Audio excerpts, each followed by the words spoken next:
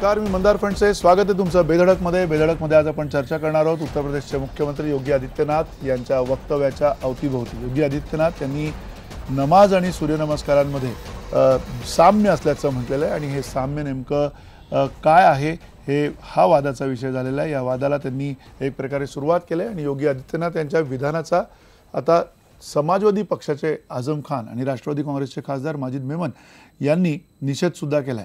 लखनौतले मुस्लिम नेते मौलाना खालिद रशीद यांनी मात्र या योगींच्या भूमिकेचं स्वागत केलंय. या संदर्भात पाहूयात एक रिपोर्ट.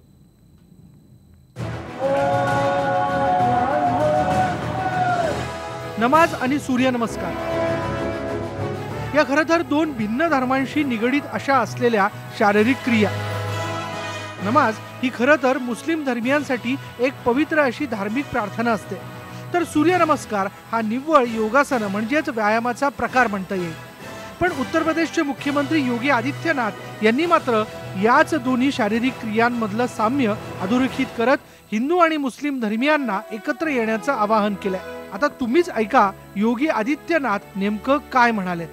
सूर्य नमस्कार में हमारे जितने आसन आते हैं, जितनी मुद्राएं आती हैं, उसमें जो बंद आप लगते हैं, उसमें प्राणायाम की जो क्रियाएं हैं, आप सबको अगर देख लें तो हमारे मुस्लिम बंधु जो नमाज पढ़ते हैं आप देखते होंगे उससे मिलते जुलते हैं. योगी आदित्यनाथ यांची यापूर्वीची धार्मिक कट्टरतेची पार्श्वभूमी लक्षात घेता त्यांच्या या विधानावर प्रतिक्रिया येणं अपेक्षितच होतं आणि झालंही तसंच. हेच विधान मी केलं असतं तर मला तात्काळ अटक झाली असती असं आझम खान यांनी म्हटलंय. अगर ऐसी बात हमने कह दी होती तो अब तक हमारे हथकड़ी भी पड़ गई होती. राष्ट्रवादीचे माजिद मेमन यांनीही योगींना उत्तर प्रदेशच्या विकासावर लक्ष केंद्रित करण्याचा सल्ला दिला. देखिए, मुख्यमंत्री जब से शपथ लेकर कारभार इन्होंने मुख्यमंत्री का संभाला है तब से इन्होंने बार बार मुसलमानों के संबंध में बातें की है. स्लॉटर हाउस अवैध है, उन्हें बंद किया जाए. रोमियो के नाम से वो लोग जिहाद को रिवाइव कर रहे हैं. और फिर अभी उन्होंने ये नमाज की बात की. मुझे लगता है इससे वो बचें. योगींच्या या विधानाला धार्मिक वादाची फोडणी मिळत असली तरी काही मुस्लिम नेत्यांनी मात्र त्यांचं स्वागत केलंय. योगा में भी कई आसन किए जाते हैं और नमाज भी अपने तरीके से पढ़ी जाती है. नमाज में हम लोग सिर्फ एक अल्लाह की इबादत करते हैं, एक अल्लाह के आगे सजदा करते हैं और लोग योगा भी अपने तरीके से करते हैं. बहरहाल जो लोग जिस भी नज़र से देखें उनका नज़रिया यह होना चाहिए कि दोनों कौमों को बांटने के बजाय जोड़ने का काम करें तो वो हम समझते हैं ज़्यादा बेहतर है. अली अनवर यांनी मात्र योगींना थेट नमाज पढ़ण्याचंच आव्हान दिलंय. तर MIMने हे योगींना उशिरा सुचलेलं शहाणपण असल्याचं म्हटलंय. पण म्हणून काही आम्ही योगींची जबरदस्ती सहन करणार नाही असंही आमदार इम्तियाज जलील यांनी म्हटलंय. हम हर रोज 5 वक्त हम लोग ये जब पोस्टर्स करते हैं और आप यही चीज़ हमारे ऊपर ज़बरदस्ती योगा के नाम के ऊपर लादना चाह रहे थे, उस वक्त हमने विरोध किया था कि ज़बरदस्ती इसके लिए हमने कभी भी ये नहीं कहा है कि हम योगा का विरोध करेंगे, क्योंकि हम वैसे ही मतलब नमाज के अंदर ये कर रहे हैं. अब ये हुआ है कि सत्ता आने के बाद आदित्यनाथ जी को समझ में आया है, हम जो बहुत महीनों पहले ही ये बात ज़ोर ज़ोर से चीख कर कह रहे थे. योगासन हा खरं तर निव्वळ शारीरिक व्यायामाचा प्रकार आहे, पण त्याचा संबंध थेट हिंदू धर्माशी जोडला जात असल्याने त्याचा आजवर म्हणावा तेवढा प्रसार होत नव्हता. पण आता परिस्थिती बदलली आहे. योगाला जागतिक पातळीवर मान्यता मिळाली आहे. अशातच आता योगींनी हे विधान केल्याने त्याचा योग प्रसाराला खरंच फायदा होतोय की धार्मिक तेढ वाढणार हे आत्ता सांगणं कठीण आहे. Bureau report, IBN Lokmat, Mumbai. अर्थात काही प्रश्न निर्माण होतात. या सगळ्या चर्चेच्या आसपास काय आपण प्रश्न उपस्थित केलेत ते पाहूयात. नमाज आणि सूर्यनमस्काराबाबत योगी आदित्यनाथ यांचं विधान सबका साथ देणारं आहे का, हा सगळ्यात महत्त्वाचा प्रश्न त्यानिमित्तानं आपण उपस्थित केलेला आहे. जगभर मान्यता असलेल्या योग या विषयावरती राजकारण केलं जात आहे का, हा सुद्धा तितकाच महत्त्वाचा प्रश्न आहे. आणि योग या विषयाला सर्व धर्मियांची मान्यता मिळते का, हा सुद्धा एक आपल्या निरीक्षणाचा भाग आहे. आणि नेमकं काय आपल्याकडच्या तज्ज्ञांना वाटतंय हे सुद्धा आपण त्यानिमित्तानं समजून घेणार आहोत. आपल्यासोबत या विषयाचे तज्ज्ञ आहेत. आपल्यासोबत डॉक्टर विश्वास मंडलिक आहेत, जे संचालक आहेत योग विद्याधाम त्र्यंबकेश्वरचे. आपल्यासोबत केशव उपाध्याय आहेत, भाजपचे प्रवक्ते, भाजप पक्षाची म्हणून या संदर्भातली भूमिका काय आहे ते मांडणार आहेत. आपल्यासोबत अब्दुल कादर मुकादम आहेत, जे अभ्यासक आहेत, विचारवंत आणि सामाजिक कार्यकर्ते आहेत. सुष्मिता सावर्डेकर आपल्यासोबत आहेत, ज्या योग प्रशिक्षक आहेत आणि नवे नवे योग शिकवण्याचे जे अलीकडच्या काळातले जे ट्रेंड्स आहेत, ज्या पद्धतीचे प्रकार आता आपण बघत असतो, त्या संदर्भात सुष्मिता आपल्याला सांगणार आहे. नेमकं ह्याच्याकडे आपण कुठल्या अंगाने बघायचं हे सगळं आपण समजून घेणार आहोत. अर्थात चर्चा सुरू करण्यापूर्वी प्रत्येक आणि पूर्ण खुली करण्यापूर्वी प्रत्येक पाहुण्यांकडे आपण जाणार आहोत 1.5 मिनिटाकरता, आणि 1.5 मिनिटाच्या या राऊंड नंतर मग ती चर्चा आपण खुली करणार आहोत. त्यामुळे पहिला प्रश्न खरं अब्दुल कादर मुकादम आपल्याला आहे. नेमकं तुमची भूमिका या सगळ्या संदर्भात काय आहे, आणि जो प्रवाद आता सुरू झालेला आहे एक प्रकारे साम्य, मुळात योगी आदित्यनाथांचं म्हणणं आहे की याच्यामध्ये साम्य आहे, तर ते साम्य तुम्हाला मान्य आहे का? आणि साम्य असेल तर इथे अल्लाची इबादत आणि तिथे सूर्याचा नमस्कार म्हणायचं की त्याला योग म्हणून बघायचं, काय तुमचं म्हणणं आहे? पहिल्यांदा आपण ह्या गोष्टीचा विचार केला पाहिजे की आदित्यनाथ यावेळेला ह्याच्यानं निवडून आले पार्लमेंटमध्ये, संसदेवर, तेव्हापासून ते असे काही ना काहीतरी विधानं करीत आले की ज्यामुळे फार मोठी कॉन्ट्रोवर्सी निर्माण होत आलेली आहे. मग ती घरवापसी असो किंवा लव जिहाद असो किंवा आता सूर्यनमस्कार आणि ह्याचाच असो. आता सूर्यनमस्कार आणि योग आणि नमाज ह्याचा जो प्रयत्न हे कसा, तर त्याच्या मागे त्यांची काय भूमिका आहे, म्हणजे ज्याला आपण म्हणू ना की छुपं काहीतरी त्याच्यामध्ये अर्थ आहे का, तो शोधून काढला पाहिजे. जगभर मान्यता मिळत होती, मुस्लिम समाजात ते योग होतं, कारण ते का ते उत्स्फूर्त होतं, तिकडे एक वैज्ञानिक दृष्टिकोनातून बघितलं जात होता. आता पहिला प्रश्न असा आहे की सूर्यनमस्कार. सूर्यनमस्कार ह्याच्यामध्ये 2 गोष्टी आहेत. परंपरे म्हणजे हिंदू परंपरेचा जर विचार केला तर एक म्हणजे व्यायाम, की माणसाचं शरीर आणि मन सुदृढ व्हावं म्हणून ते काही तुम्हाला व्यायाम करायचा असेल तो, आणि सकाळी पहाटे सूर्याच्या दर्शनात ते घेतल्यानंतर त्याला एक आध्यात्मिक किंवा धर्म परंपरेचं एक त्याला एक रंग तिथे सापडतो. आता अशा ह्याच्यामुळे जर तुम्ही त्याचं साम्य जर नमाजीशी दाखवत असाल तर ते इस्लामच्या मूलभूत तत्वाच्या विसंगत आहे. कारण तिथे काय आहे की अल्लाची जी संकल्पना आहे ती सगुण आहे पण निराकार आहे. सगुण आणि निराकार अशा एका शक्तीची आपण आराधना करणं हा त्याच्यातला मुख्य भाग आहे. आपण नजरसमोर सूर्य आहे आणि सूर्यासमोर तुम्ही हे करायला लागलात तर ते कुठल्याही सामान्य मुसलमानांना ते पटण्यासारखं नाही आहे. नक्की. एक यातली जी विसंगती काय ती तुम्ही सांगितलेली आहे. त्याबरोबरनं पुन्हा डॉक्टर विश्वास मंडलिक, तुम्ही स्वतः पुस्तक सुद्धा लिहिलेलं आहे, मी स्वतः वाचलेलं आहे सूर्यनमस्कारावरचं तुमचं पुस्तक. या सगळ्या चर्चेमध्ये तुम्हाला ही मुळात चर्चा त्या अर्थाने राजकारण वाटते, या चर्चेमध्ये नेमकं कशा पद्धतीने तुम्ही एक अभ्यासक म्हणून बघताय, आणि खास करून नमाज आणि सूर्यनमस्कार याच्यामध्ये काही साम्यस्थळं आहेत असं त्यांनी म्हटलेलं आहे, तर ती खरीच तशा प्रकारची साम्यस्थळं आहेत असं तुम्हाला वाटतं का?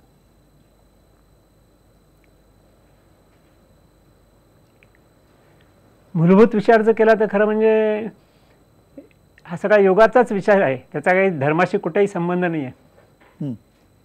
किंबहुना योगाच्या कुठल्याही ग्रंथामध्ये कुठल्याही धर्माचा उल्लेख नाही आहे. त्यामुळे धार्मिक पायावरती ही चर्चा करण्यामध्ये काही अर्थच नाही आहे.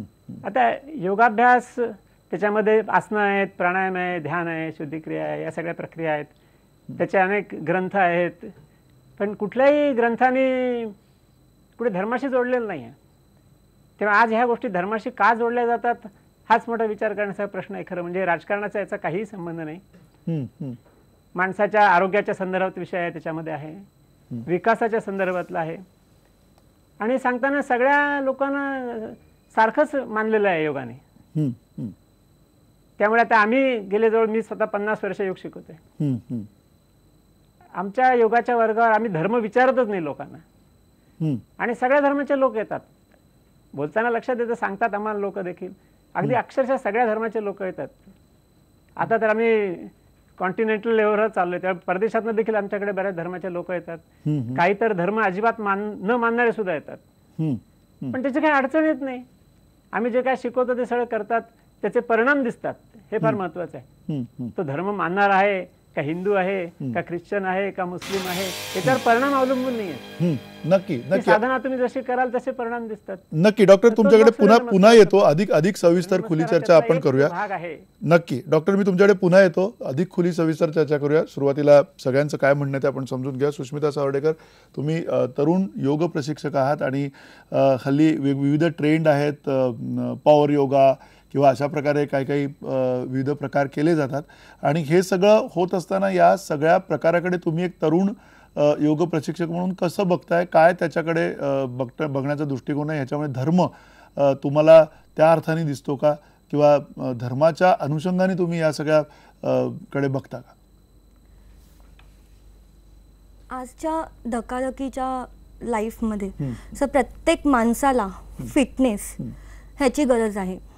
तुम्हाला हेल्थ इश्यूज असतात किंवा जसं बॅक पेन्स आहेत, नी पेन्स आहेत किंवा काही, त्याच्यासाठी म्हणजे हेल्दी राहण्यासाठी हा फिटनेस योगा, पॉवर योगा, सूर्यनमस्कार किंवा कोणतीही फिटनेस ॲक्टिव्हिटी हे करणे अत्यावश्यक झाले. आणि योगा, सूर्यनमस्कार ही जी ॲक्टिव्हिटी आहे ती तुम्हाला तुमची फ्लेक्झिबिलिटी वाढवते, तुमचा स्टॅमिना, स्ट्रेंथ, बॅलन्स इम्प्रूव्ह करते आणि तुम्हाला ओव्हरऑल मीन्स तुमचा फिजिकल फिटनेस वाढवून तुम्हाला हेल्दी करते. तर माझ्यासुद्धा फिटनेस स्टुडिओमध्ये किंवा माझ्याकडे वेगवेगळ्या जाती धर्माचे लोक येतात, जे सूर्यनमस्कार बोला किंवा पॉवर योगा हे जे आजकाल नवीन ट्रेंड्स निघाले आहेत ते शिकायला येतात. तर मला फक्त एवढंच बोलायचं की हे फिटनेस कुठलीही ॲक्टिव्हिटी ॲज अ इन्स्ट्रक्टर की तुमचा हेल्थ वाढवण्यासाठी, इम्प्रूव्ह करण्यासाठी ही फिटनेस ॲक्टिव्हिटी म्हणून तुम्ही स्वतःसाठी म्हणून घ्यावी. एक म्हणजे just to stay healthy and fit. Okay, तुम्ही म्हणताय की केवळ निरोगी राहण्याच्या दृष्टिकोनातून आणि फिटनेसच्या दृष्टिकोनातून खरं तर हे सगळं बघायला पाहिजे. पण याबरोबरीनं केशव उपाध्ये जी चर्चा सुरू केली आहे, काहींनी विरोध दर्शवलेला आहे या सगळ्या संदर्भामध्ये, त्यांचं म्हणणं याच्यात काहीच साम्यस्थळं नाही आहेत, पण योगी आदित्यनाथांना त्याच्यामध्ये काही साम्यस्थळं दिसलेत. ती साम्यस्थळं काय आहेत असं तुमचं म्हणणं आहे?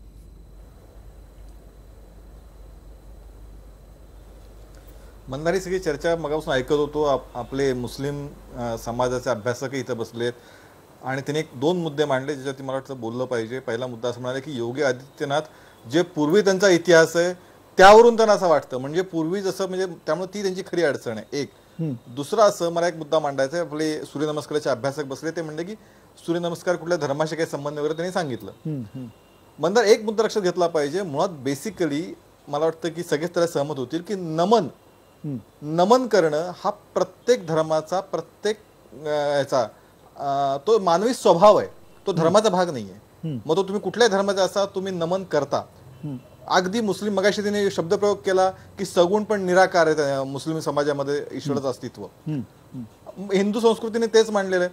कुठेतरी तुम्ही नमन करता आणि सूर्यनमस्कार असतो, तुम्ही नमन करत असतात त्याच्यामध्ये, हे तर सगळ्यांनी त्याच्यामध्ये.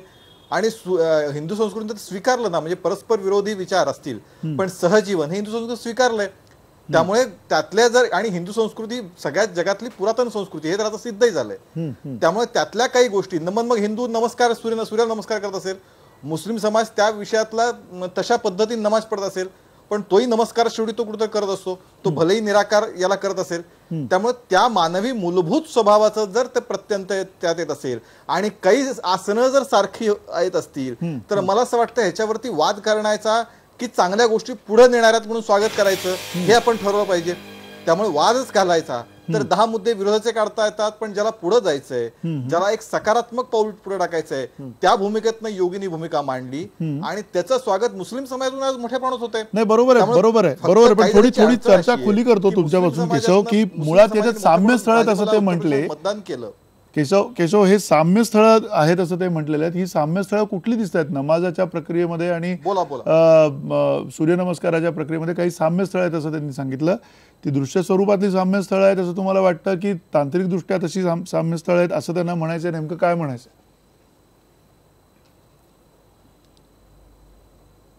मी त्याचे 2 अर्थ सांगितले. एक, पहिल्यांदा मगाशी असा मी उल्लेख जाणीवपूर्वक केला की नमन करणं ही आपली स्वाभाविक मानवी संस्कृती आहे, ती कुठल्या धर्माशी संबंधित नाही. ती कुठल्या जातीशी फक्त लिमिटेड नाही आहे. म्हणजे मुसलमानही कुठेतरी नमन करतो, ख्रिश्चनही कुठेतरी नमन करतो, हिंदूही कुठेतरी जे काही तुम्ही मानता त्या पद्धतीने नमन करतो. त्यामुळे तो मानवी स्वभाव आहे. त्यामुळे स्वाभाविकपणे त्या पद्धतीचं नमन करणं हा एक पहिला प्रकार. आणि दुसरं, इथं बसलेले त्यातली तर काही आसनं आहेतच, त्यातली काही सूर्यनमस्कार आणि नमाजातले काही आसनं आहेत. इथं सूर्यनमस्कारले तज्ज्ञ इथं बसलेले आहेत, ते टेक्निकली तांत्रिक आसनं पण सांगतील. त्यातली वज्रासन आहे, आणखीन एक शशांकासन आहे किंवा अन्य काही गोष्टी सांगतील. प्रत्यक्ष आज दिवसभर वेगळ्या वाहिन्यांवरती या पद्धतीचं अनेक गोष्टी सुरू आहेत, प्रत्यक्ष दाखवलं जात आहे त्या पद्धतीचं. पण यातल्या मूलभूत जो आहे की नमन करणं, तर तो स्वाभाविक आहे, तो कॉमन आहे, तर आपण मान्य केलंच पाहिजे आणि त्याला आक्षेप असण्याचं कारण नाही. नाही, अर्थात त्यातला आक्षेप असण्याचं काही कारण नाही. या सगळ्या मुद्द्यावरती डॉक्टर विश्वास मंडलिक, मुळात मुद्दा जो आहे की साम्य स्थळाचा, तो आधी आपण अधिक विशद केला तर. तुम्ही अभ्यासक आहात आणि त्यामध्ये तुम्हाला असं वाटतं का की या दोन प्रक्रियांमध्ये साम्य स्थळ आहेत आणि ही साम्य स्थळं एका अर्थाने धर्माशी निगडीत नाही आहेत, ही साम्य स्थळं ती आसनांशी संबंधित आहेत, असं तुम्हाला वाटतं का?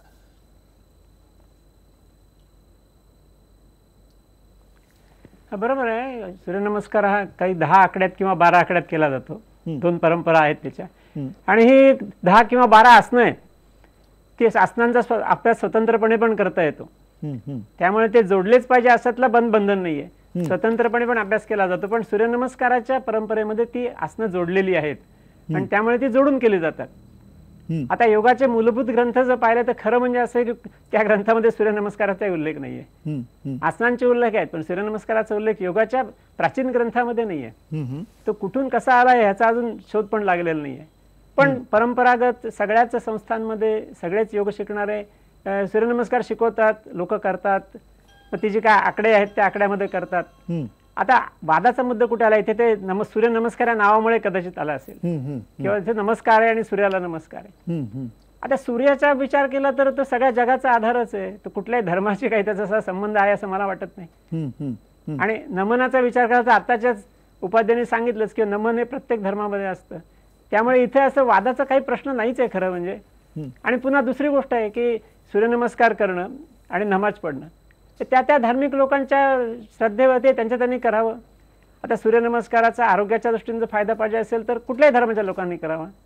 त्यामुळे कुठे अडचणी यायचं कारण नाही, कुठे संघर्ष व्हायचं कारण नाही, वादविवाद व्हायचं पण कारण नाही. केवळ एक राजकारण असं आहे त्याच्या मागे असं मला दिसतंय. मी काही राजकारणी नाहीये, पण कुठल्याही गोष्टीचं राजकारण करण्याची ना सवय, ते उगीच आपले वाद घालत बसतात आणि कदाचित पब्लिसिटी मिळवतात असंच मला वाटतं त्याच्यामध्ये. त्यामुळे प्रत्यक्ष साधना करणारे मात्र इथं कोणाचाही वाद नाहीये. नक्की सूर्यनमस्कार घालणारे लोक आहेत ते सगळ्या धर्मातले आहेत, सगळे व्यवस्थित घालतात, त्यांना काही अडचण येत नाही. नक्की. पण हे अधिक ज्यावेळेला असे प्रवाद समोर येत असतात त्यावेळेला मुळात अब्दुल कदीर मुकादम तुम्हाला प्रश्न हाच आहे की एक बऱ्याचशा शाळा म्हणजे 10 वर्षापूर्वी कदाचित 1990च्या अलीकडच्या काळामध्ये पण अनेक शाळांमध्ये सकाळी सूर्यनमस्कार काढण्याची प्रथा होती. ती नंतरच्या काळात त्याच्यावरती बंदी घालण्यात आली. मग परत त्या संदर्भामध्ये अनेक वादविवाद झाले आणि परत हा वाद आता नव्याने एका वेगळ्या स्वरूपात समोर येताना दिसतोय.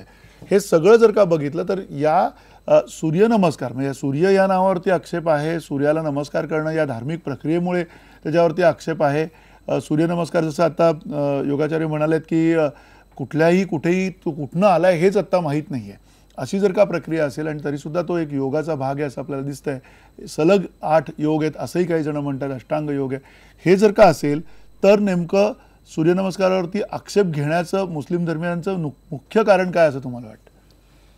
एक गोष्ट आपण इथे लक्षात घेतली पाहिजे की आता उपाध्याय साहेब असं म्हणाले की नमन हे सगळ्या धर्मात आहे.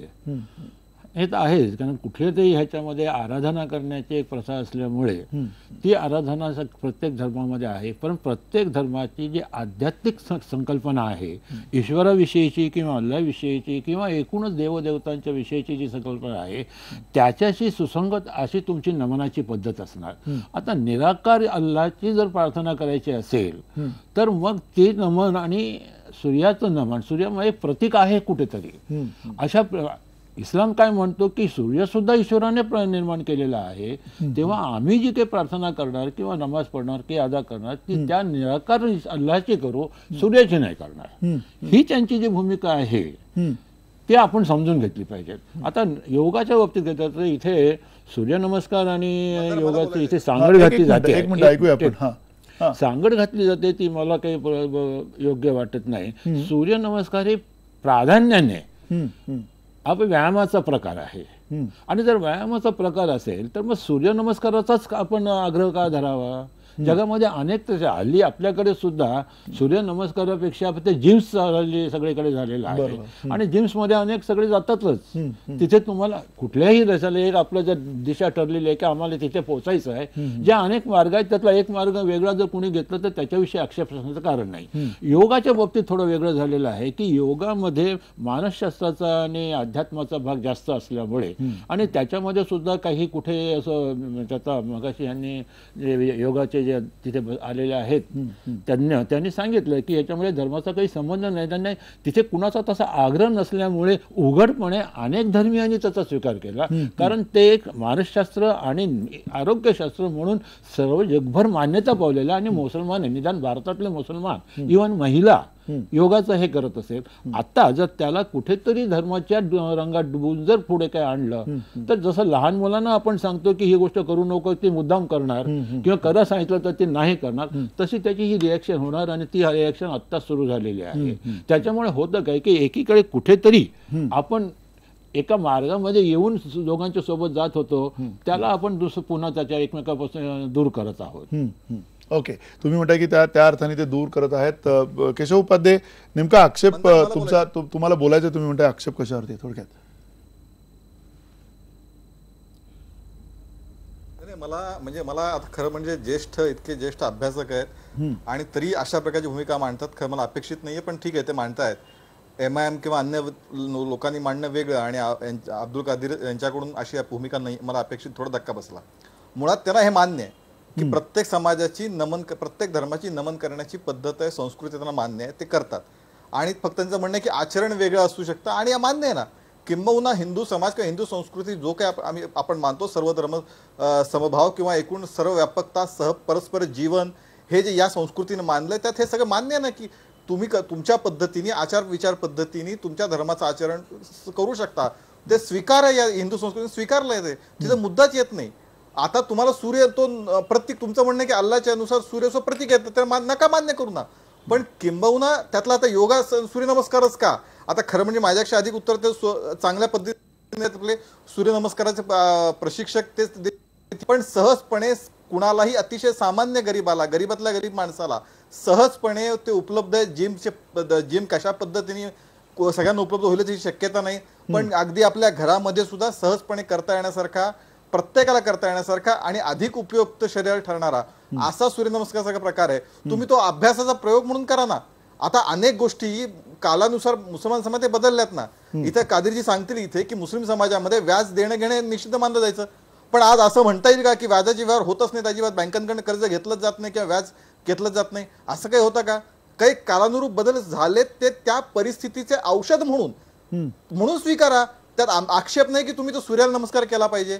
योग शरीरासाठी आवश्यक आहे, त्या पद्धतीने आवश्यक आहे, त्या पद्धतीने स्वीकारा, ही आमची भूमिका आहे. आणि आता मोठ्या प्रमाणामध्ये मुस्लिम समाजाने याचं स्वागत केलंय. म्हणजे ज्यांना राजकारण करायचं ते सोडून द्या. उत्तर प्रदेशामध्ये मोठ्या प्रमाणामध्ये भारतीय जनता पार्टीला जे यश मिळालं त्याच्यामध्ये मुस्लिम समाजाने मोठ्यावर मतदान केलं. नाही केशव मुद्दा आहे. केशव एक मिनिट, केशव मुद्दा असा आहे की तुम्ही एकीकडे म्हणताय साम्य स्थळ आहेत, तुम्ही एकीकडे म्हणताय साम्य स्थळ आहे, याचा अर्थ योगाचा एक जो काही भाग असेल जो तुमच्या दृष्टिकोनातून होतोय, जो नमाजामध्ये आणि सूर्यनमस्कारामध्ये साम्य स्थळ आहे, तसं जर का मानलं तर मग आग्रह का करायचा की मुस्लिम समाजाने सुद्धा, मुस्लिम बांधवांनी सुद्धा त्याच प्रकारचा सूर्यनमस्कार घातला पाहिजे? हा आग्रह कुठेतरी त्याच्या मागे दडलाय अशी जी त्यांची शंका आहे, त्या दडण्याच्या शंकेबद्दल तुम्ही काय म्हणाल?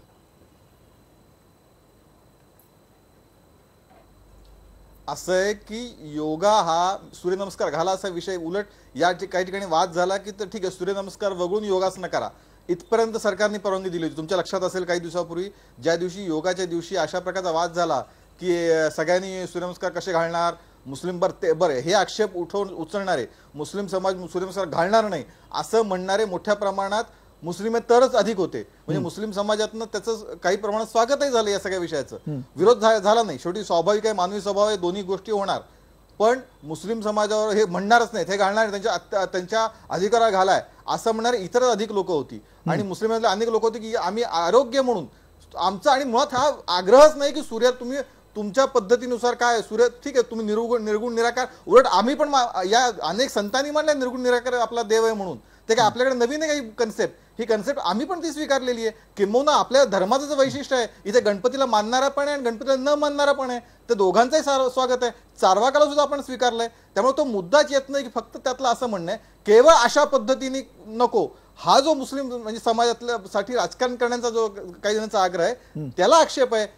आरोग्यासाठी आरोग्यापुरतं ठेवा, आरोग्यासाठी करा, धर्माचा काहीच संबंध ठेवू नका. स्वागत आहे, आमचं काहीच म्हणणं नाही त्यामध्ये. एक यातला सगळ्यात महत्त्वाचा मुद्दा आहे की सूर्य नमस्कार या नावावरती आक्षेप आहे का मुस्लिम धर्मियांचा, आणि खास करून या नावावरती जर आक्षेप असेल तर या सगळ्या संदर्भातले जे अभ्यासक आहेत डॉक्टर विश्वास मंडलिक आपल्यासोबत आहेत, त्यांच्याकडनं एका छोट्याशा ब्रेकनंतर आपण त्या नावासंदर्भातली पण अधिक माहिती घेऊया. नेमकं नमनाचा जो इथे उल्लेख झाला ते नमन केवळ सूर्याच्या पुढे करायचं आहे का, की अधिक त्याला एक व्यापक काही योगाभ्यासाच्या संदर्भातनं काही वेगळा विचार त्याच्यामध्ये मांडला जाऊ शकेल, त्याच्यामध्ये अधिक काहीतरी व्यापकता आहे दडलेली असेल तर ती काय, हे आपण डॉक्टर विश्वास मंडलिक यांना सुद्धा विचारूया. आणि त्या व्यतिरिक्त अर्थातच योग हे जागतिक पातळीवरती आता ज्या पद्धतीनं स्वीकारलेलं आहे आणि तरुणसुद्धा या सगळ्या योग अभ्यासाच्या संदर्भामध्ये जसं काम करत आहेत ते सुद्धा आपण समजून घेऊयात. सुष्मिता सावर्डेकर यांच्याकडनं आणि अब्दुल कादर मुकादम आपल्यासोबत आहेत. या सगळ्यांकडनं आपण ही चर्चा सुरू ठेवूयात छोट्याशा ब्रेकनंतर.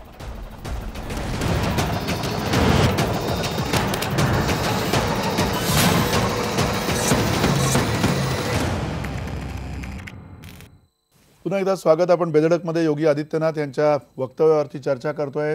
योग आणि नमाज याच्यामध्ये साम्यस्थळं त्यांना दिसलेली आहेत. ती साम्यस्थळं नेमकी काय आहेत तेही आपण समजून घेतोय. तत्पूर्वी चर्चा सुरू करण्याच्या आधी आपण आपले प्रेक्षक काय म्हणतात ते पाहूयात. सचिन आहेरकर म्हणतात, समाजाची मानसिकता विकासाभिमुख करण्यासाठी समाजातील कट्टरता पहिल्यांदा नष्ट केली पाहिजे. अक्षय काळे म्हणतात, योगींनी धार्मिक मुद्दे बाजूला ठेवून उत्तर प्रदेशचा विकास करण्यावरती भर द्यावा. अप्पासाहेब जाधव म्हणतात, आदित्यनाथांचं वक्तव्य सबका साथ सबका विकास या धोरणाला छेद देणारं आहे. माणिकलाल परदेशी म्हणतात, योगींना विकास साधायचा असेल तर त्यांनी वादग्रस्त मुद्दे बाजूला ठेवावेत. आणि प्रशांत क्षीरसागर म्हणतात, लोकांना दिलेली आश्वासनं पूर्ण करा, जनतेला फसवू नका. या प्रातिनिधिक प्रतिक्रिया आहेत आणि या प्रतिक्रियांच्या पार्श्वभूमीवरती पुन्हा चर्चेमध्ये मूळ मुद्दा सुष्मिता सावर्डेकर तुम्हाला विचारायचा आहे की एक तरुण योग शिक्षक आहात तुम्ही आणि विविध ट्रेंड्स आहेत आता ज्या पद्धतीनं लोकांना आपल्या रोजच्या धकाधकीच्या जीवनामध्ये एक प्रकारे आपलं आरोग्य नीट ठेवायचं असतं आणि त्यावेळेला तुमच्याकडे विविध प्रकार येत आहेत. काही फ्युजन त्याच्यामध्ये होतंय, पिलाटीस सारखे तुम्ही आता प्रकाराचा उल्लेख केला किंवा अशा विविध गोष्टी होत आहेत किंवा पॉवर योगा ज्याला म्हटलं जातं. हे सगळं जे होताना हे करताना तुम्हाला असं वाटतं का की याच्यामध्ये केवळ धर्म आहे की आता सर्वदूर सगळी माणसं हे करण्यासाठी तुमच्यापर्यंत पोहोचत असतात? मला असं वाटतं की योगा, पावर योगा, पिलॅटिस ह्या ज्या ह्याला माझ्या मताने मी एक्सरसाइज किंवा एक वर्कआउट बोलेन जो की सामान्यातला सामान्य माणूस करू शकतो, ज्याला जिममध्ये जाणं कठीण आहे. आणि हा तुम्ही ह्याच्यामध्ये योगा बोला किंवा पावर योगा बोला, पावर योगा हे आणि Pilates it's a combination of strength and flexibility and cardio. त्याच्यामध्ये तुमचं फ्लेक्झिबिलिटी बरोबर स्टॅमिना स्ट्रेंथ इम्प्रूव्ह तर होतच आहे, पण तुम्हाला म्हणजे असं जसं जिममध्ये वगैरे मशीन्स वगैरे हे ह्याच्यापासून तुम्हाला जे बेनिफिट्स मिळतात तेच बेनिफिट्स तुम्हाला घर बसल्या बोला हे करता येतील. प्लस तुमचं सामान्य माणसाला जसं आपण बोलतो हेल्थ इश्यूज आहेत किंवा धकाधकीचं जीवन आहे, तुम्हाला काम होण्यासाठी रिलॅक्सेशन हे एक महत्त्वाचा पॉईंट आहे की ते तुम्हाला रिलॅक्सेशन मिळतं, कामनेस मिळतो आणि टोनिंग होते बॉडीची. नक्की. म्हणजे हे सगळे तुम्ही म्हणताय की जे गुणधर्म आहेत त्याच्यामध्ये या सगळ्यात जो महत्त्वाचा साम्यस्थळाचा मुद्दा होता ज्याच्यावरती आपण अधिक तपशीलवार खरं या सगळ्या तज्ज्ञांकडनं समजून घ्यायचं आहे, ज्यात डॉक्टर विश्वास मंडलिक तुम्हाला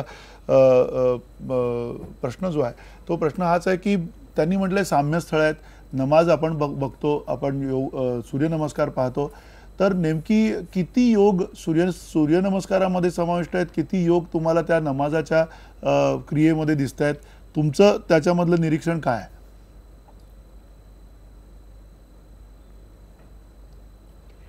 बरोबर आहे, महत्त्वाचा मुद्दा आहे, त्याच्यावर फार काही चर्चा झालेली नाही. सगळेजण नमस्कारामध्ये 12 अवस्था आहेत असं म्हणतात.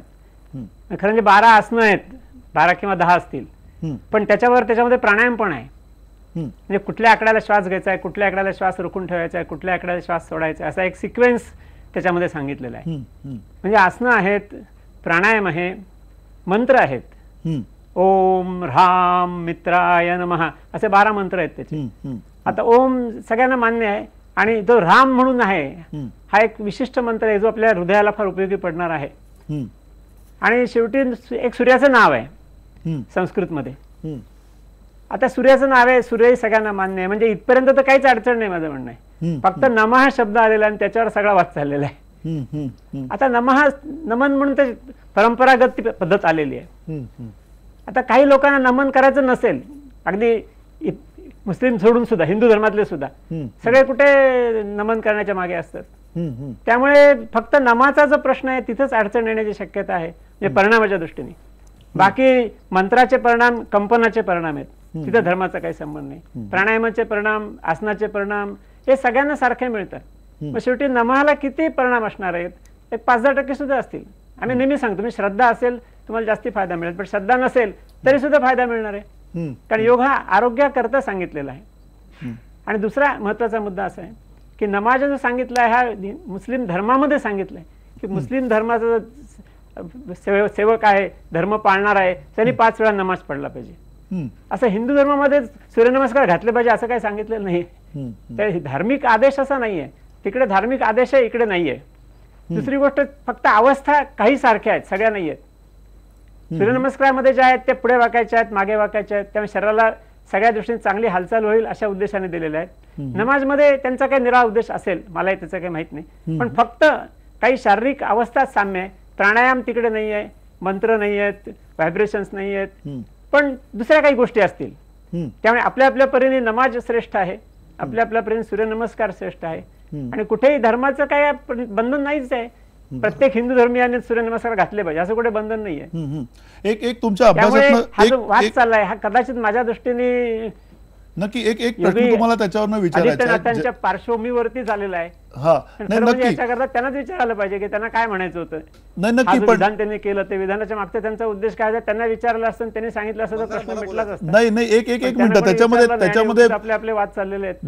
डॉक्टर विश्वास मंडलिक त्याच्यामध्ये मुद्दा असा आहे, डॉक्टर विश्वास मंडलिक त्याच्यामध्ये मुद्दा असा आहे की या सगळ्या सूर्यनमस्काराच्या प्रक्रियेमध्ये सूर्यनमस्काराच्या व्यतिरिक्त या योगाला काही नाव आहे का आपल्याकडे? कारण या सगळ्या सूर्यनमस्कार ह्याच्यावरती जर का आक्षेप असेल, एका प्रतीकावरती आक्षेप असेल, कारण सगुण निराकार या अर्थाने इस्लामची सगळी मांडणी आहे, तर त्या मांडणीमध्ये प्रतीकं जर का तिकडे नसतील अपेक्षित, तर मग त्या प्रतीकांच्या व्यतिरिक्तची या योगाला काही नावं आहेत का आपल्याकडे कुठे?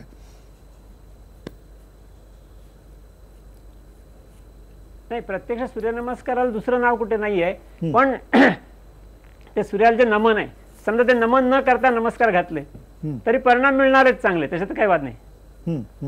नक्की, अर्थात परिणाम चांगले मिळणार, सक्तीचं नाही आहे ते. नक्की, श्रद्धा नसताना, नमनाची मानसिक तयारी नसताना किंवा शब्द उच्चारला नाही तरी देखील परिणाम मिळणार आहेत. त्यामुळे काही अडचण नाही आहे. ते काय परिणाम त्याच्याशी जोडले गेलेले आहेत असं मला म्हणायचं नाही. नक्की. अब्दुल कादर मुकादम असेल तर अधिक परिणाम मिळतील असं आम्ही म्हणतो. प्रत्यक्ष संशोधन अजून व्हायचं त्याच्यावरती. नक्की अर्थात ते संशोधन होत राहील, पण त्याबरोबरीनं परंपरेनं इतक्या अनेक वर्ष या सगळ्या गोष्टी चालत आलेल्या आहेत. अब्दुल कादर मुकादम, जर का ही अशी जर का सगळी मांडणी असेल, या मांडणीमध्ये पुन्हा मूळ मुद्दा हाच आहे की नेमकं तुम्हाला आक्षेपाचा मुद्दा काय असणार आहे. आणि मी जसं मगाशी म्हणालो होतो की ज्यावेळेला शाळांमध्ये सुद्धा सूर्यनमस्कार होत होता त्यावेळेच्या नंतर सुद्धा त्याच्यावरती आक्षेप घेऊन नंतर बंदी घालण्यात आली, आणि त्यानंतर येणाऱ्या काळामध्ये, म्हणजे आपण अतिशय खुलं बोलतोय त्याचं कारण काही ना काही करून या सगळ्या गोष्टी पुढे पुन्हा येत राहतील आणि या मुद्द्यांवरनं कुठे ना कुठे काहीतरी वाद होत राहतील. कारण शेवटी त्याला राजकारण जोडलेलं असतं, कारण त्याच्याशी लोक संबंधित असतात, आणि हे सगळं होत असताना आक्षेप जो आहे तो आक्षेप नेमका कुठे आणि नेमकं काय केलं पाहिजे असं तुम्हाला वाटतं? नाही, आपण या सगळ्या पलीकडे जाऊन एकूणच धर्माचा आणि समाजाचा विचार केला पाहिजे. प्रत्येक धर्म अनेक भूमिका बजावत असतो.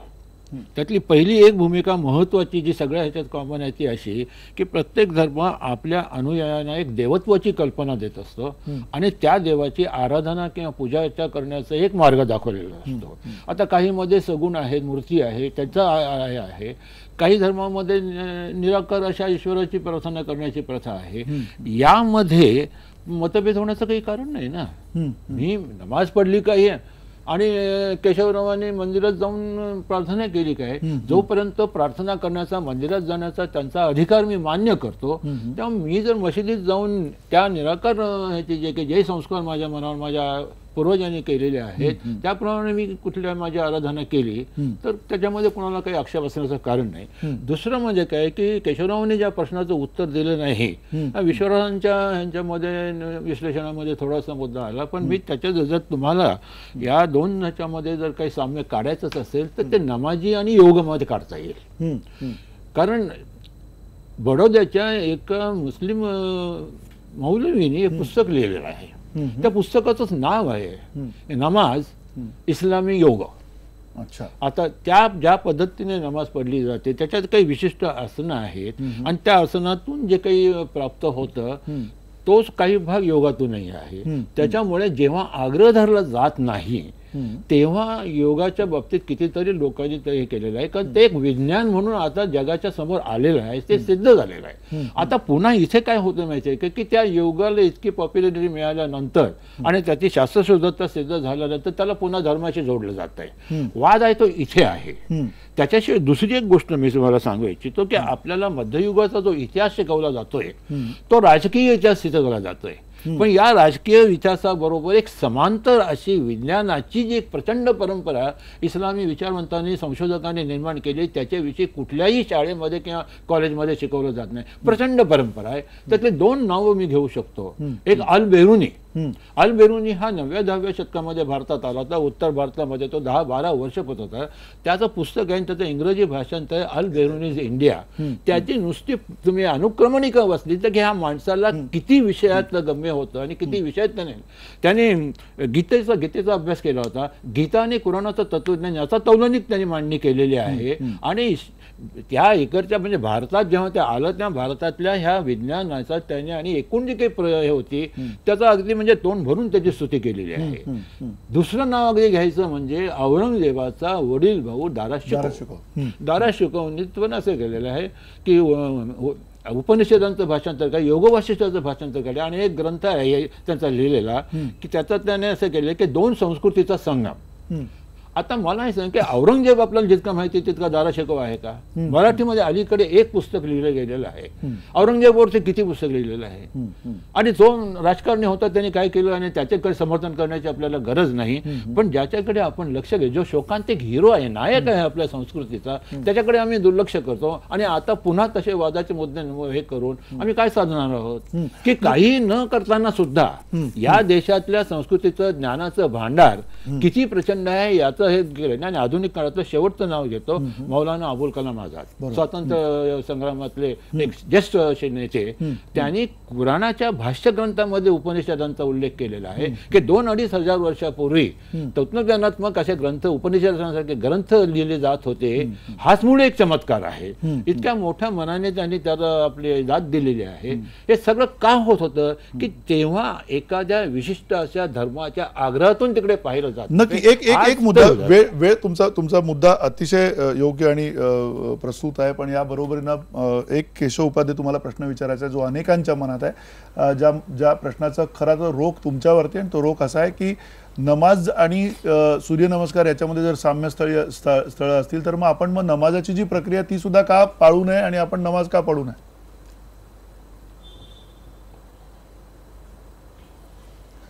मंदार, एक मूलभूत गोंधळ आपण या सगळ्या विषयामध्ये करतो आहोत आणि मला वाटतं अब्दुल कादर मुकादम यांचं त्यातच गोंधळ होतोय. मगाशी त्यांनी सांगितलं म्हणजे कुठल्या प्रश्नाची उत्तर मला माहीत नाही, उलट मी सगळ्या प्रश्नांची उत्तर अधिक डिटेलपणे दिली. मुळामध्ये मुस्लिम त्यांनी सांगितलं की मुस्लिम समाजामध्ये एक विशिष्ट प्रकारची प्रार्थना करण्याची पद्धत आहे आणि ती आहे ना, मान्य आहे. पण आपण हिंदू जसा मुस्लिम धर्म आहे तसाच एक हिंदू धर्म आहे अशा प्रकारची तुलना आपण करायला जातो आणि तिथे गफलत ही मोठ्या प्रमाणात होते. इथे सूर्यनमस्काराचे अभ्यासक बसलेत, ते असं सांगतात आणि ते खरं आहे की जसं मुस्लिम समाजामध्ये नमाज पडणं 5 वेळा दिवसातनं हे महत्वाचं मानलं गेलंय, किंबहुना ते आवश्यक मानलं गेलंय, पण इथे ह्या हिंदू धर्माच्यानुसार ती तुलनाच करायची असेल तर ते सूर्यनमस्कार घालणं किंवा विशिष्ट पद्धतीने आचार विचार करणं हे कंपल्सरी नाही. तुम्ही तुमच्या पद्धतीने जी काही निर्गुण निराकार जो परमेश्वर आहे त्याला तुम्ही तुमच्या रूपात बघू शकता आणि ती त्या पद्धतीची प्रार्थना करू शकता. इतकी व्यापकता या हिंदू संस्कृतीने धरलेली आहे. त्यामुळे आपल्याला केवळ एक ख्रिश्चन समाज, एक मुस्लिम समाज, एक ज्यू समाज धर्म, तसा एक हिंदू धर्म अशा पद्धतीने तुलना करता येणार नाही. ती तुलना ही हिंदू संस्कृतीवरती अन्यायकारक ठरेल. हा त्याचा सगळ्यात पहिला मुद्दा. आणि जर आपण शारीरिक एक स्वास्थ्यासाठी म्हणून जर आपण सूर्यनमस्काराकडे बघणार असू, मी तर म्हटलं ना, ते हे पण सांगायला म्हणतात की जे वर्षानुवर्ष सूर्यनमस्काराचे अभ्यासक इथे बसलेत, आपले इथे योगाचे अभ्यासक विश्वास मंडलिक बसलेत, ते म्हणतात की तुम्ही नमाज नका म्हणू किंवा किंबहुना नावे घेऊ नका. त्यामुळे तुम्ही फक्त तुमच्या शारीरिक आरोग्यासाठी ते करा. नाही, मुद्दा बरोबर आहे तुमचा केशव उपाध्याय, तुमचा मुद्दा बरोबर आहे, मुद्दा तुमचा निश्चित बरोबर आहे. पण त्याबरोबरीनं त्यांचं म्हणणं असं आहे, अनेकांचं असं म्हणणं आहे की ज्याच्यामध्ये जर का तुम्ही सातत्यानं हा जो आग्रह धरताय सूर्यनमस्कार घालायचा आणि सूर्यनमस्कारामध्ये आणि नमाजामध्ये जर साम्य स्थळ असतील तर मग नमाज का पडायचा नाही, हा मुद्दा आहे. साम्य स्थळ असतील तर अरे पडत नाही कुठे सांगितलंय? नाही, उलट आज नमाज पडायला कुणाच बंदी नाही. उलट कुणी बंदी घातली नमाज पडा? हा नवीन शोध कुठून काढला मंदार फणसे? ज्यांनी त्यांनी करावा शोध, ज्याला धर्मावर श्रद्धा आहे, ज्याला आस्था आहे, त्यांनी तो नमाज जरूर पडावा. प्रश्न एक प्रश्न तुम्ही जसा सूर्यनमस्काराच्या संदर्भातला प्रश्न उपस्थित केला तसाच नमाजाच्या संदर्भात त्यांनी प्रश्न उपस्थित केलाय. साम्य स्थळ आहेत असं जर का आपण एक गृहीतक मानलं तर त्या साम्य स्थळाच्या म्हणजे हे जे वक्तव्य केलं होतं या वक्तव्याचा अर्थ आपण विविध अंगाने शोधतोय, म्हणून हा प्रश्न आलाय. येतो जसं विश्वास मंडलिकांनी स्वतः स्पष्ट आता भूमिका केली आणि त्या सूर्यनमस्काराचे अभ्यासक आहेत, त्यामुळे त्यांच्या मताला केव्हाही राजकीय पक्षाच्या प्रवक्त्यापेक्षा अधिक आपण महत्त्व द्यायला असं मी आशा बाळगतो. ते असं म्हणाले की या हिंदू समाजामध्ये, ते खरं आहे, धर्मामध्ये जसं नमाज पडणं जसं आवश्यक समजलं जातं मुस्लिम समाजामध्ये, तसं हिंदू समाजामध्ये नमस्कार घालणं हे आवश्यक बंधनकारक समजलं जात नाही, किंबहुना ती काही धर्माची आचरणाची पद्धत पंत नाही. त्यामुळे ज्याला ज्याच्याबद्दल श्रद्धा आहे, ज्या मुस्लिम समाजाला जर नमाजाबद्दल श्रद्धा असेल त्यांनी तो घालावा, त्यात आक्षेपाचं कारण नाही. त्यामुळे ज्याला ज्याच्याबद्दल श्रद्धा आहे, आस्था आहे, त्यांनी तो जरूर करावा. तो त्याचा म्हणजे त्याच्याबद्दल उलट हीच तर ही हिंदू संस्कृती आहे. व्यापकता म्हणजे सर्व परस्पर जो संवाद आहे तो इथंच आहे ना.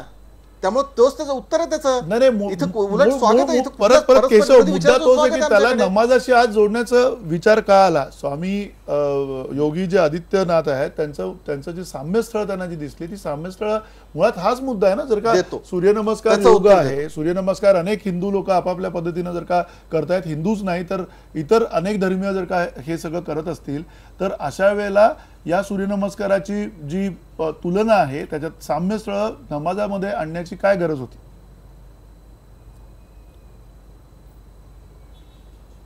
सांगतो.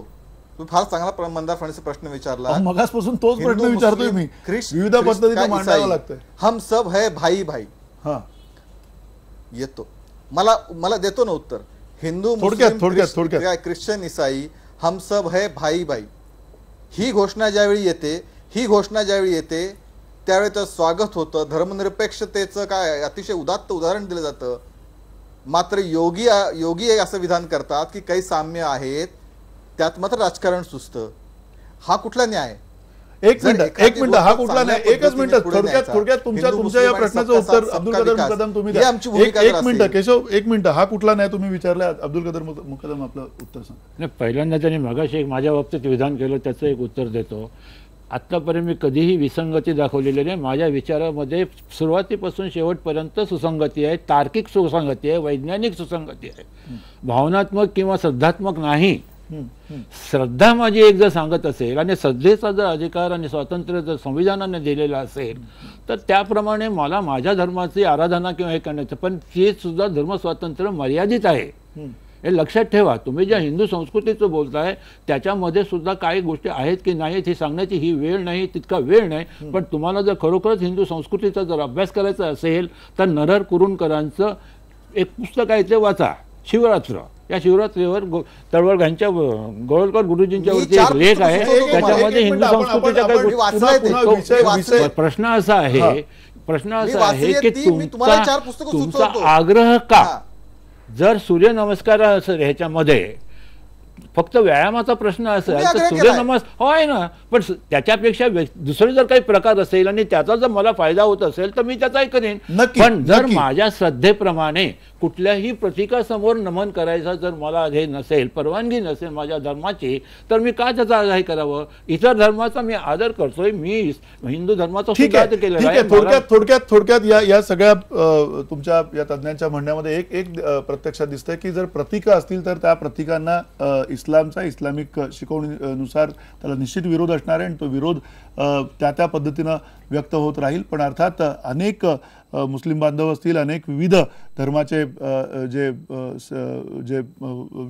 सेवक आहेत हे सगळेजण अशा पद्धतीनं सूर्यनमस्कार करताना सुद्धा दिसत आहेत. सूर्यनमस्कार जसं तज्ज्ञ म्हणाले की सूर्यनमस्कारामधला मंत्र असेल, सूर्यनमस्कारामधला एकूण नमस्कार नमनाचा जो भाग असेल तो जरी वजा केला आणि ती नुसती आसनं जरी केली तरी सुद्धा ती तितकीच फायदेशीर आहेत. तो सगळ्यात महत्त्वाचा त्यातला एक मुद्दा आहे. तो मुद्दा आपण निश्चित खुणगाट म्हणून बांधूयात आणि या सगळ्यावरती अधिकाधिक व्यापक चर्चा, अधिकाधिक सखोल चर्चा आणि आक्षेपाचे मुद्दे कुठे कसे आहेत ते समजून घेण्याचा प्रयत्न आहे. तुर्तास इथेच थांबतो. धन्यवाद. नमस्कार.